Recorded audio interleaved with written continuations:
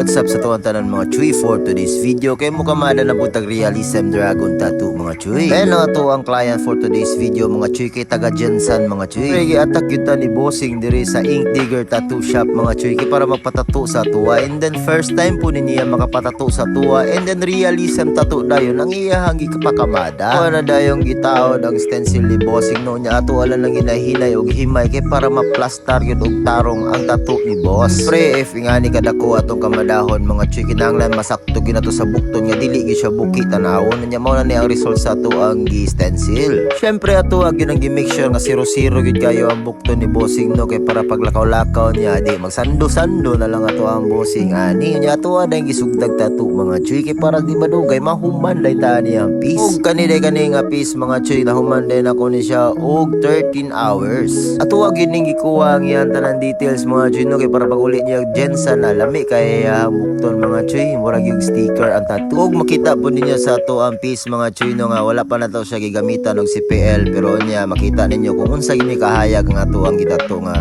dragon tattoo mga chuy. Nang wala pa sana ko gamiti og CPL mga chuy kay medyo sakit mangod sa mata ang suga, so lami gining normal lang imo makita mga chuy, dili kayo hayag og dili po kayo ngit-ngit tama-tama lang. Og samtang katanaw mo sa kuha ang video mga chuy no ato siya ning shoutout ato ang mga solid na followers kay murag daghan-daghan nagyud kayo ni sila nagpa-shoutout sa tuwa. Mo shoutout si mo ha Raytaan from Cebu City, and shoutout po sa kong amigo nga si Junri C. Binyan nga taga USA Panakan, and shoutout po sa imo ha Alex Estradio from Tagum City, and shoutout sa imo Crisostomo Ibarra from Antique, and shoutout kay Jason Espidjon Dorero from Siargao Island, and shoutout po kay Mating Laguban from Samal Island, and shoutout kay Braille Lario sa Pescante from Pantukan, Davao de Oro. And samtangga bana ta sa tuang piece ato sa ning i-check ato ang paring butch ani nga naagi kamada nga full sleeve geometric tattoo nga dako juga ayo. Og power po kay itong full sleeve di busing kay first time bagid niya nya gikan bagi siya New Zealand, and mo na gid ato ang piece to 80% na mo nang humanon na gyud niya mao na ni ang final piece nga among gikamada nga dragon realism tattoo mga chuy. Medyo taas-taas gyud ang oras nga among gikamada ani mga chuy, pero satisfied yato ang client nga nabuhat gyud nato ang iyang gusto nga piece nga atong gikamada. Og daghan po kay salamat si mga bossing no nga gihuman gyud nimo ang ato ang piece nga gitrabaho karon kay first time babayaan ni niya. So grabe po kayo ka power ni atong client po na solid kayo. Daghan kay salamat boss. Nya sa mga gusto mag-inquire PM lang ko ninyo sa kuang page ang John Rudy's Tattoo. Nya PM lang po ko sa kuang